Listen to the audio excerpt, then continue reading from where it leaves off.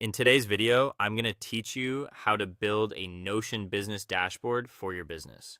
We're going to create a clean main dashboard page that gives you one central place to manage the most important parts of your business. The goal here is to make Notion feel practical and easy to use. So instead of jumping between scattered pages, you'll have a simple command center for your daily and weekly work. Start by creating a main dashboard page in Notion. This will be the home base for your business.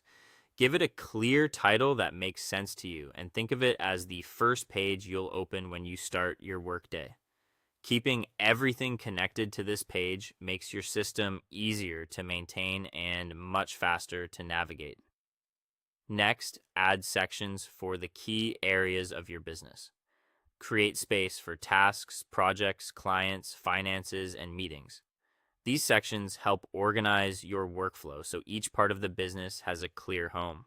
You can keep the layout simple and easy to scan, which is especially helpful if you want a dashboard that works well at a glance instead of feeling crowded.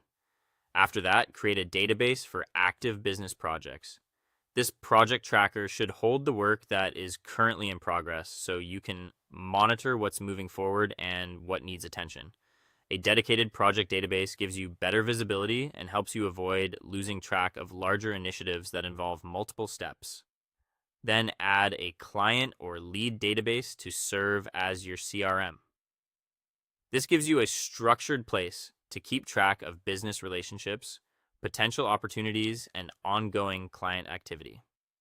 Even a basic CRM inside Notion can make a big difference because it helps you stay organized and consistent with follow-up. Now create a task tracker and include task status, owner, and deadline. This is where your day-to-day execution lives. Status helps you see what's to do in progress or complete.